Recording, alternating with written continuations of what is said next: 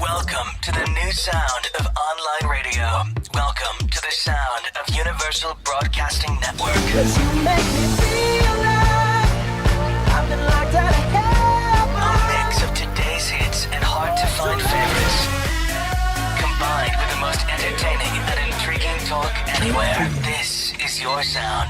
This is the sound of Universal Broadcasting Network at UBNradio.com.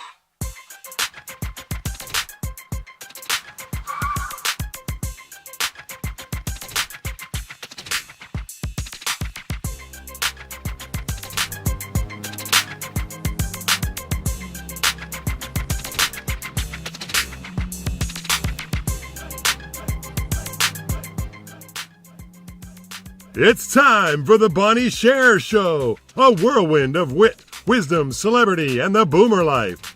With a little bit of this and a lot of that and so much more you don't want to miss, here's Bonnie.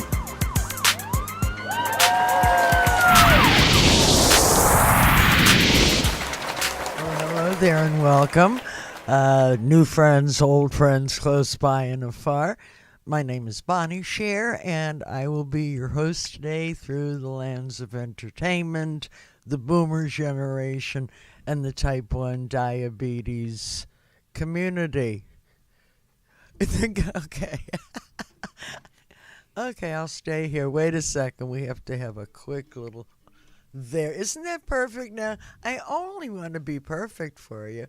In the meantime, before we get the show on the road, couple of notes. Please, if you feel like joining in, you can call in at 323-843-2826. Love to have some questions, comments. The other mentions, let's see. Of course, a special mention to Wayne Cobham for my Super Duper Hero theme song, and for Corey Bowen from Crown and Anchor Jewelry for allowing me to wear his jewelry in exchange for this promotional message. You can find Corey on Etsy. The name of his company is Crown and Anchor. And if you have any trouble, hit me up at Bonnie at BonnieSher.com, and I'll be sure to hook you up. He makes some wonderful pieces. Okay, so we did that, and so now I know this part. Now we're going to take a quick little 30-second break, and when we come back, stand-up comedian, author, actor, one of my favorite peeps, Geri Jewell, is here with me today. We'll be right back. Your life story is more than the things you do.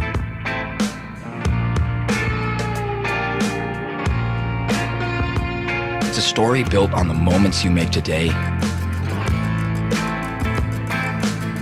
and the impact you have on others. How big is your story going to be?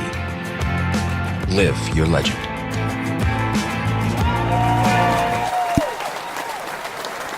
Welcome back. As I mentioned before, my first guest today is a stand-up comedian. I know you all would know her from TV. We'll get into that. And Sher is an author. And, of course, I'm talking about the multi-talented Geri Jewell.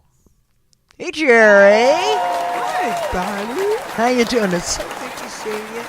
Likewise. Well, you do beat me at words with friends a lot, but I really like when I get to see you and say, stop it.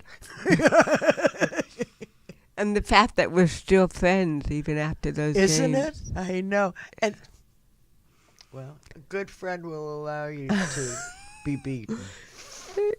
You beat me a fair amount of games. Oh, that's when I have my helper. I hire somebody now just to play with you. Like I could afford that. Anyway, Geri, I haven't seen you in a while. Tell me what's up. Well, I was on the road quite a bit. I went to Alaska, went to Fairbanks for a week. Had a wonderful time in Fairbanks. Went mushing. You mushed? Yeah, with the dogs. Did you really do the thing and say mush, mush? I really did the mush mush. They have. They didn't. I mean, with all that money, they didn't have a mush musher for you. You did. They made you do your own mush. That's a part of the fun. Oh well, you call it fun. I call it having your mouth freeze. But okay. No, you know what? This gentleman created the machine for people with disabilities, so that wheelchair users, all kinds of different. See, that's something I never would have thought of. Isn't that Could mush. fantastic? And it was incredible. It was weird because, we went through this delightful forest in Alaska. The dogs all running ahead of me, and I'm looking at all the trees and all the snow. And I don't know if I'm whooped, if I've been in Hollywood too long, but all I could think of, instead of really enjoying the moment, I was thinking of The Shining. I don't know why it reminded me of that, but it was bizarre. Well, there's your answer then, isn't it? And there was a snow scene in The Shining. I'm warped. Well, then let's drink to warped. Yeah, and my dogs were. Now, excuse me, but not for nothing. Yeah, Jerry, I want to introduce you to the monkey that's sitting next to you. Yeah, this is Buck. That's Buck. Yeah, Buck. Does he do a buck and a wing? Buck. Well, Buck is a cancer survivor. I see. And Buck, you look like $1 million. He looks good. He's been through a lot, and I'm so proud of him. Look at how he loves you. He has that smile. Oh, Jabucky. And we're doing a book together, and about Buck's cancer ordeal and his survival and his adventures after surviving cancer. I'll be anxious to read that. Ladies and gentlemen, speaking of Jerry as an author, and trust me when I tell you, the Buck book will be on my shelves. But here's another Jerry Jewell book, which is, if you have a heart, have a read. Okay, I can.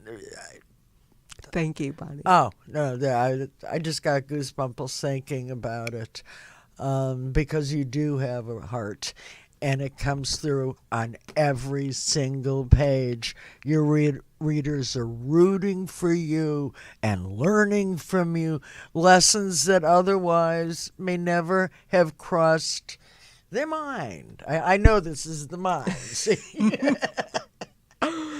Listen, if you can bring a monkey, I can. But here's the book. It's called I'm Walking as Straight as I Can. Transcending Disability in Hollywood and Beyond. Do yourself a favor. Truly, buy and read this book. I would say share it with a friend, but I'd rather they had to buy their own. Okay. Sorry, there you go. That's how I feel. So hold that thought, Jer, and we'll be back in just a few. Moments you're looking forward to. What if they were stolen from you by Alzheimer's? This cruel disease costs Americans more than $170 billion a year and could cripple Medicare in the near future. The Alzheimer's Association is taking action and has been a part of every major advancement. But we won't rest until we have a cure. You have plans. Help the Alzheimer's Association protect them. Act now. Go to alz.org. It's on us to stop sexual assault. To get in the way before it happens. To get a friend home safe. And to not blame the victim. It's on us. To look out for each other. To not look the other way.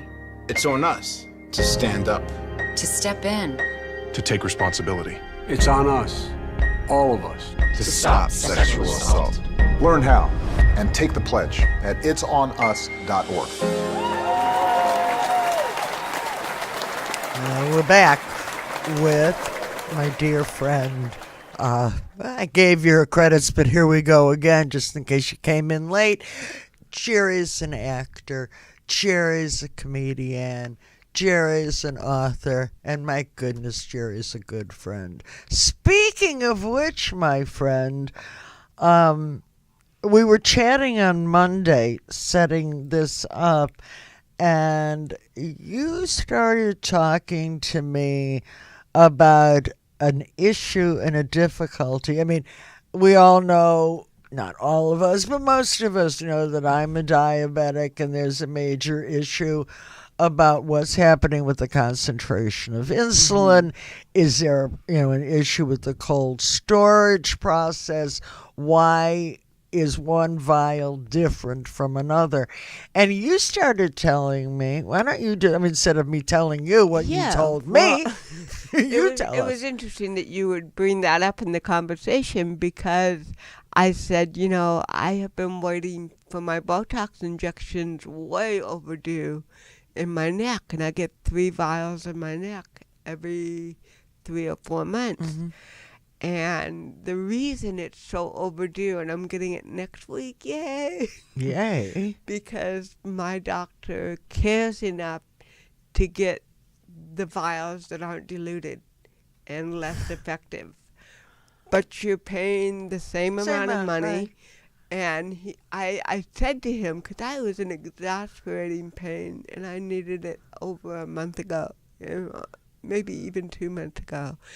And he said, Geri, if I give you the diluted shit, it isn't going to last, and Medicare will not pay for it too soon, so how is it going to really help you? I would rather wait until I find the good stuff where it will last 3 to 4 months. And it's getting harder and harder to find that grade of Botox. It's just... It's staggering. It's just staggering to me. The greed in the pharmaceutical companies is... That's how they got to be big pharma. Yep. And it's greed. Because you're paying the same amount of money for the shit that you pay for the pure stuff. And you have no way really of knowing as a layperson. Yes. Luckily you have a physician who said, well, lucky no. I have a physician that won't do it. That's what I'm saying. But a lot yeah. will. Who's going to take the time to research that? I think that, or I've read that in the beauty aspect, not just with Botox, but with other fillers, that certain doctors, or whoever is administering these fillers, don't always give you the pure stuff. No, they don't. And I don't use it for that. I use it for I chronic totally pain. get that, but it started me thinking that it wasn't the first time I'd heard this. I had never heard it, though, in a medical context. I had heard it, and even in that, if value of your bargain you're not getting. I don't necessarily run and say, please put needles in my face and give me the crap. No. Yep. No. And the layperson can't know the difference. And I'm sure that there are doctors who dilute it themselves to make it last longer. That's what they are saying at this time. So all you but be it's very not just careful. the doctors. No, it does extend beyond that, but I think it does give reason to not only find out who else's face he did or whatever. We're talking pure cosmetics now. And do your research. It's not all the same. Yeah, you wouldn't want your face to fall on weak. Could you imagine in the middle of the show? Oops, I guess that was deleted. Well, as long as we can leave them laughing. Geri, Jewell, you are just that. You are a jewel of a friend. And I thank you for being. Don't turn that neck now. Make I'm the cool. Jewish guilt. Notice my whole body is. I know. Right. Hey, I could have pushed you on a step ladder. Then you couldn't have moved.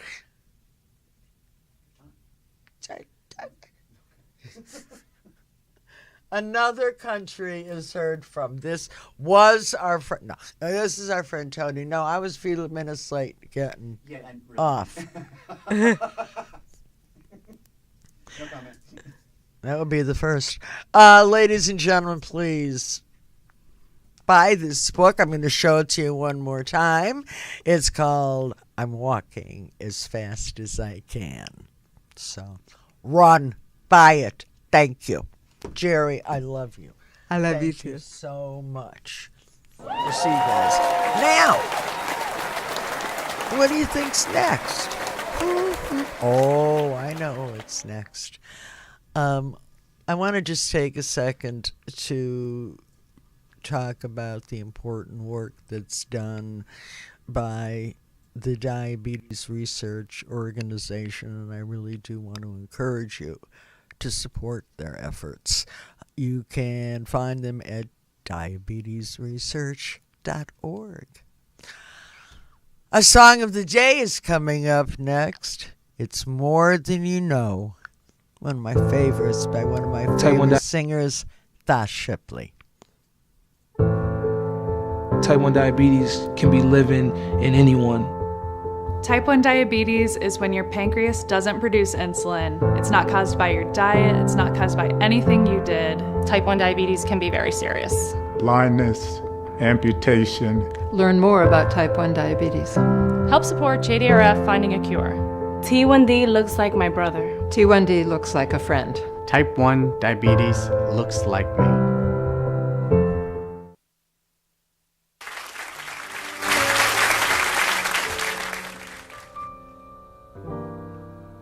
Whether you are near or yonder,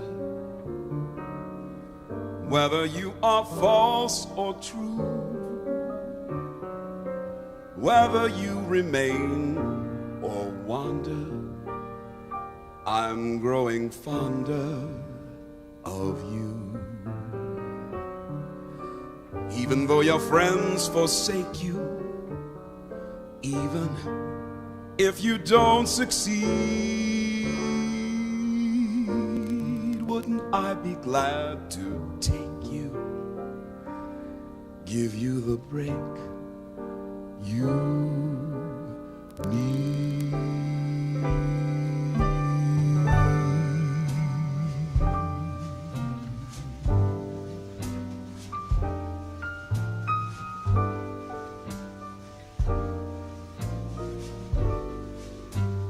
More than you know, more than you know, love of my heart, I love you so. Lately I find you're on my mind, more than you know. Whether you're right, whether you're wrong, love of my heart, I'll string along. You need me so, more than you'll ever know.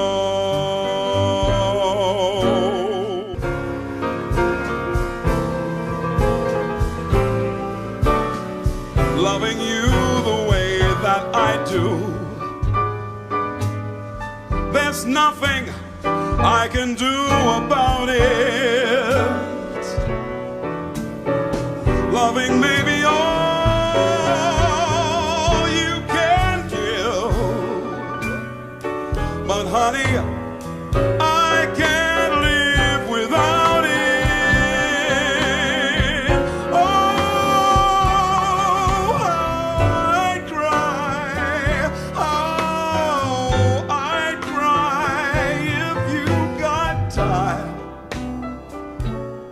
Said goodbye, quite sure more than you'll ever know. Oh, more than you know. I love you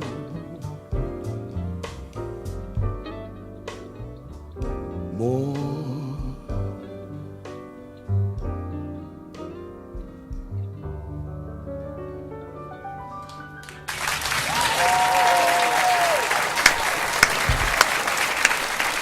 I love you too, Thos. My goodness. What a great take on that song. Well, welcome back to the Bonnie Sher Show, Boomer Life. My co-host for this segment is David Brownstein. David is a member of the T1, Type 1 Diabetes community from the great state of California. Or living here. I don't actually know where you were born, but you are here now, and you are here now. So welcome, David. Thank you. David, you've been living with diabetes for quite a while. Could you share your story with us, please? Absolutely. I was diagnosed as a type 1 diabetic on my mom's birthday when I was 16 years old. I thought that would be a nice birthday present for her. Are you an only child? I'm not. I have an older brother, and I have 2 old half-siblings as well. Oh, okay. So I knew nothing about the symptoms of diabetes or what it meant to be diabetic, but for a few weeks before my diagnosis, I couldn't make it through an hour-long high school class without going to the bathroom, and at the same time, I was so thirsty all the time. I'd be getting up multiple times in the middle of the night to go to the bathroom. I also had extreme cravings for soda all the time. So every day I would come home from school and drink a bottle of ginger ale, which in retrospect, of course, made the problem a lot worse. But for a few weeks, I kind of just thought, I was drinking a lot, so it made sense that I was going to the bathroom a lot. Mm-hmm. Finally, after a few weeks, I kind of made a comment to my mom in passing that I've been so thirsty recently and I've been going to the bathroom all the time. I didn't really think it was that big of a deal, but my mom is a lawyer, but she also sometimes thinks she's a doctor. So she's always the first one to kind of offer up a diagnosis for any kind of a medical problem, even if there's an actual doctor in the room. And combine that with the fact that my dad had just been diagnosed as type 2 diabetic just a couple months earlier. So as soon as those words came out of my mouth, she knew it was wrong, and she whipped out my dad's blood testing kit. And as much as we give her a hard time for thinking she's a doctor, she's usually right, because my blood sugar was 480 at the time. So she took me to the ER, and sure enough, a little while later, I got my first insulin shot. Mm-hmm. But I know somebody who died as a teenager from undiagnosed type 1 diabetes. So I just feel really lucky that despite the fact that we, give my mom a hard time, we're not for her. That could have been me too as a teenager. But now it's such an important cause to me. So I serve on the executive council for the UCI Diabetes Center, which is right in our backyard here in Orange County. And it's an academic medical center, which means they're on the cutting edge of research to hopefully find a cure one day for both type 1 and type 2 diabetes. So I'd really like to encourage all your listeners out there who maybe want to get involved in helping to find a cure in some small way. If you're willing to donate your time or your treasure, to just go to ucidiabetes.com to find out more, because they're doing some really great work over there. Absolutely. Let me ask you this also. Is there something that you as a T1 would like to share with our community today? Is there a noodle in my future? Yes, there is. So And this one isn't filled with carbs. As you know, I have a diabetic alert dog. He's right here with me, so I can have him come up and say a quick hello. It's okay. He doesn't have to dance. He works hard enough. He's napping a little bit, but Well, he was. Hi, Paw. I got him up from his nap, so he's a little sleepy right now. But how long have you had him with you? I've had him since April of. Is he your last first? year. Is he your first DAD? He is my first diabetic alert dog. Yes. And tell me, please, what's the difference in your life having him? Oh, it just takes so much of the stress away, particularly during nighttime. You know, my wife and I first started seriously considering getting one after a couple of really severe night alerts, or really severe low blood sugars in the middle of the night, where she had to help me, and I didn't get to the point of having a seizure, but I didn't know where I was, and we never know exactly what that point is either. So that's going on. Gee, yeah, I know, I understand that. So so Noodle, my diabetic alert dog. He's trained to smell the chemical reaction that happens in your body when you have low blood sugar or high blood sugar, and he is trained to wake me up in the middle of the night before it gets to the point where it's dangerous. Bless him. I know. I also was very fortunate to live with a diabetes alert animal, and I had him for 13 years, and he's gone now 4 months. Not only did he save my life on many occasions, he became my closest companion. Yeah. And yes, I am going to look for another pups. Not quite yet. I just need a little more time here. I understand. I'm sort of on the alert for the alert, you know what I mean? You're so lucky.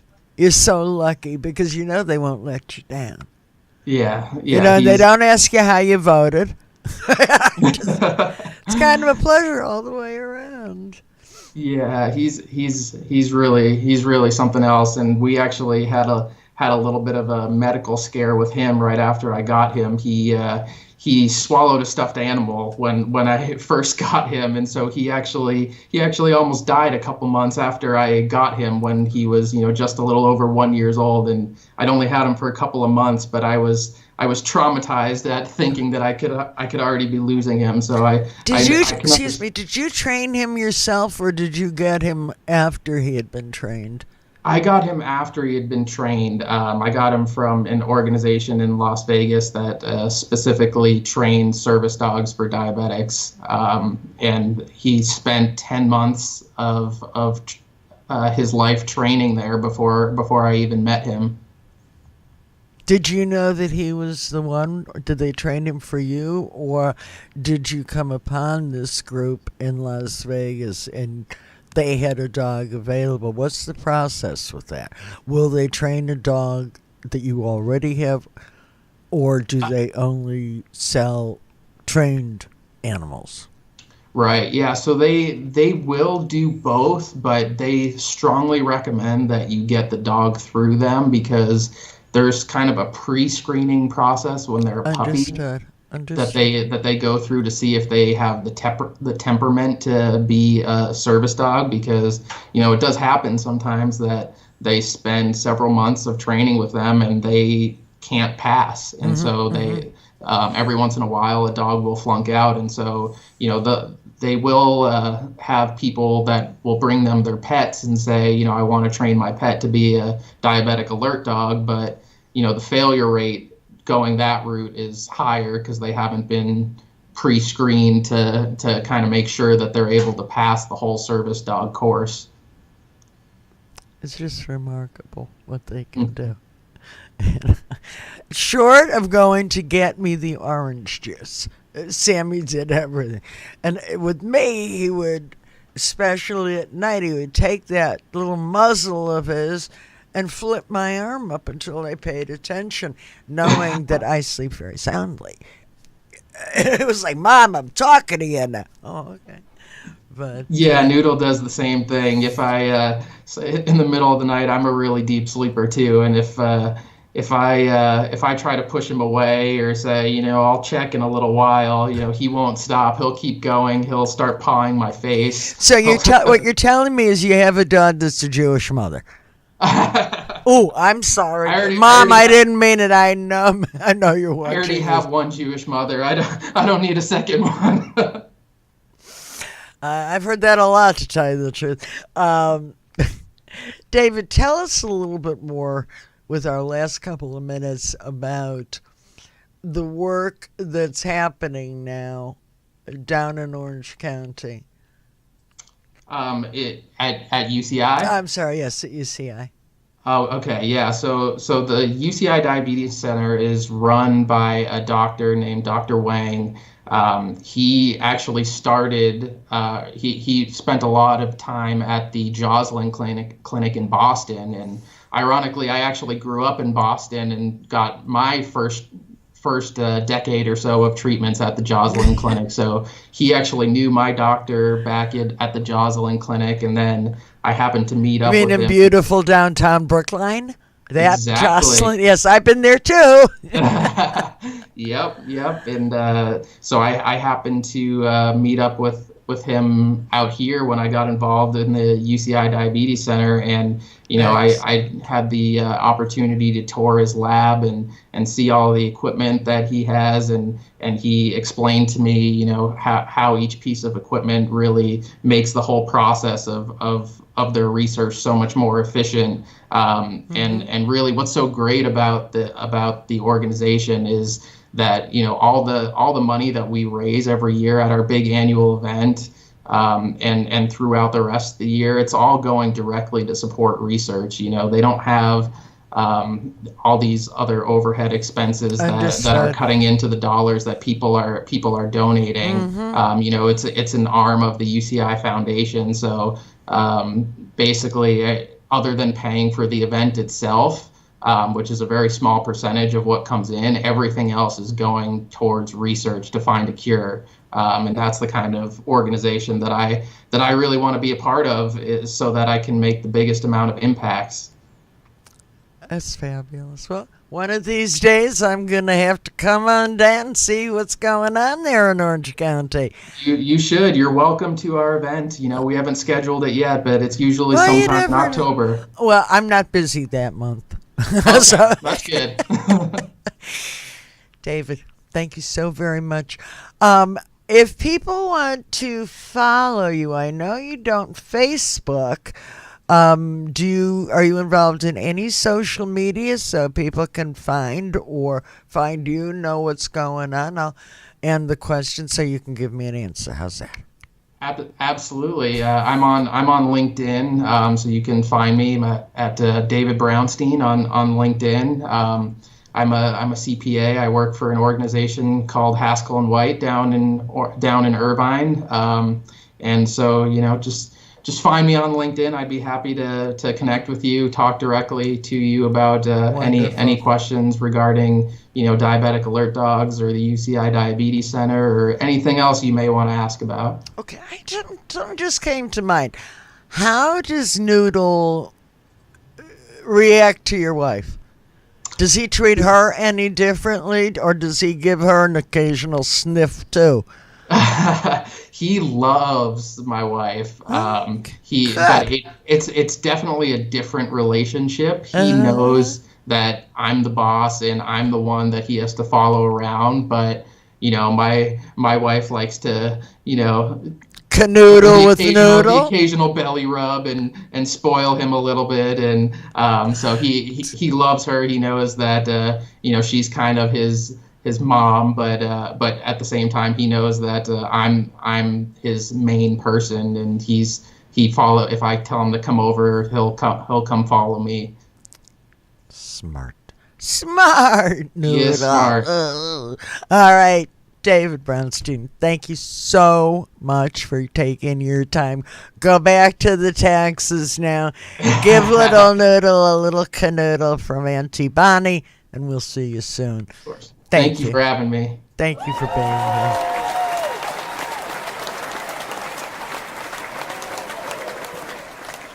I love it. Okay, next up, Today's Boomer News comes to us from Public Citizen. And you know what? They're talking about gluten. Gluten?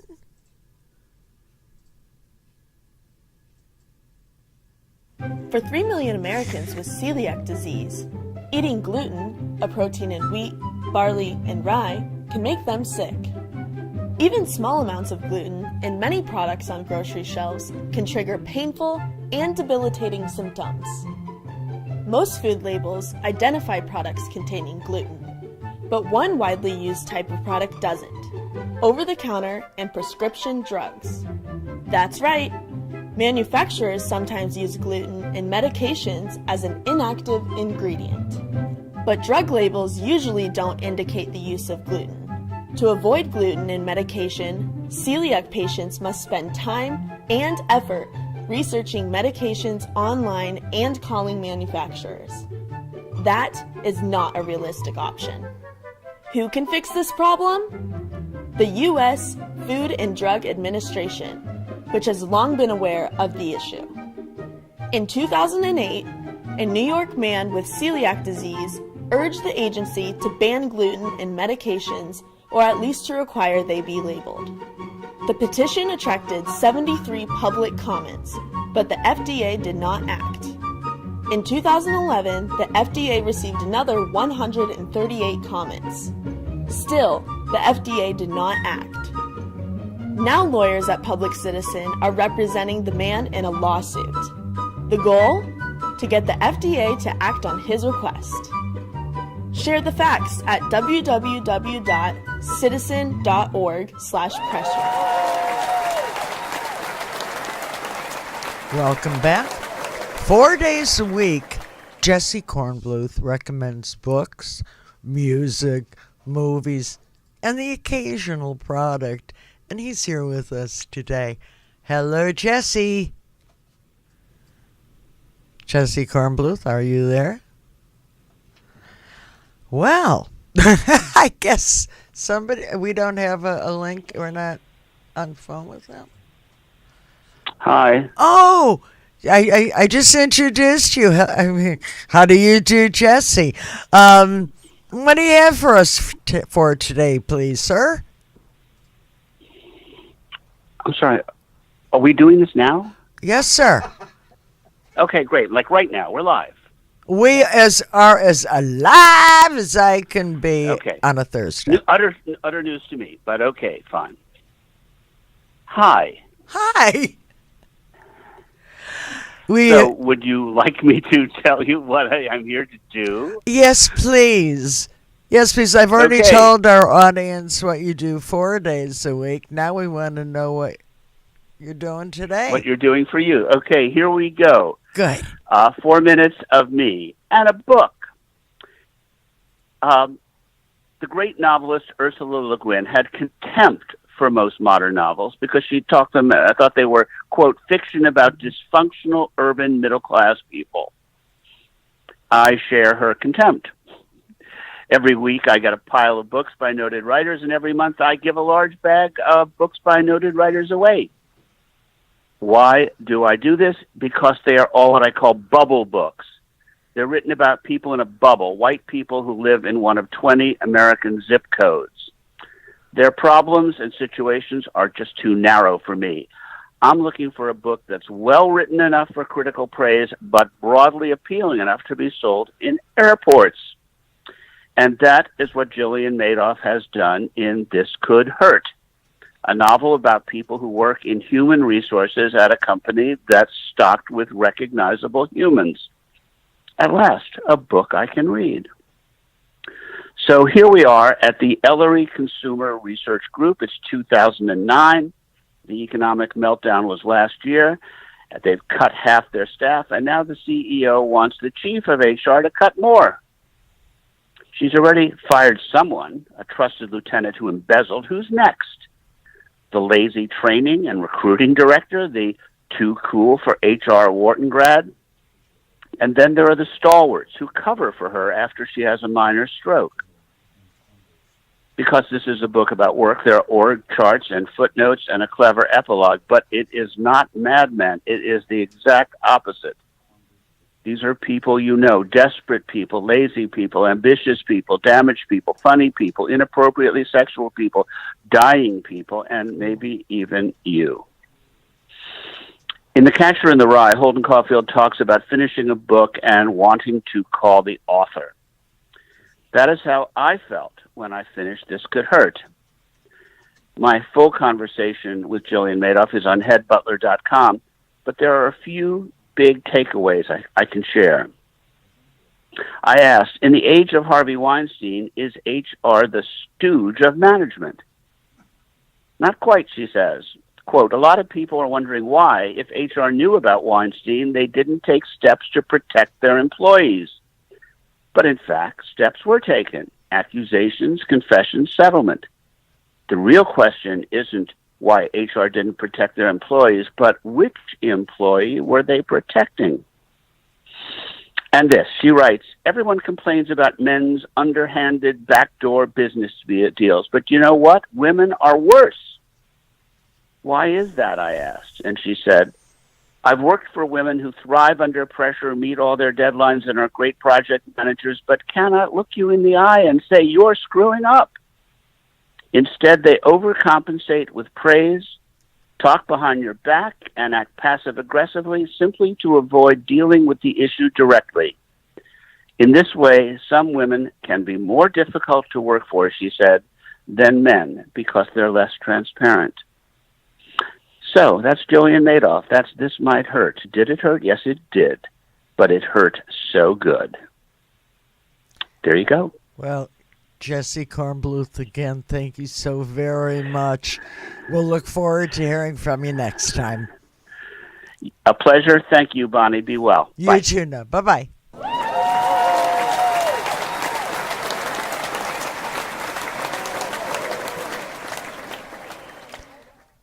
Well, before we say goodbye, I'd like to thank our guests today, Geri, Jewell, and of course, David Brownstein and Noodle. We love that Noodle. Of course, thanks to Jesse, and we'll see him again next show. Hopefully. Yeah, we will. So that's our show. I hope you'll return next week for another 50-minute trip through the land of Bonnie, the land of boomers, and the world of type 1 diabetics. I'd like to dedicate today's show to the memory and spirit of one of our community, the delightful Judy Rich. Judy was a wonderful woman who had recently received her 50-year token from Eli Lilly, I believe it was. And she lost her battle a couple of days ago in Las Vegas. But Judy, you remain with us in our hearts and in our minds, and that way we'll always have your wonderful effervescence and your dear, dear heart. Rest in peace, my dear. Okay, then. Now, many of you are aware, or most of you are aware of the wonderful relationship that I had with Sammy Davis Jr. Sammy was my mentor. Sammy was my friend. And I just couldn't do a show without saying thanks to him, and sort of in that Carol Burnett way, you know, a little wink and a great big kiss sent up to you, Mr. D. I'll see you all next week. Love one another. Goodbye.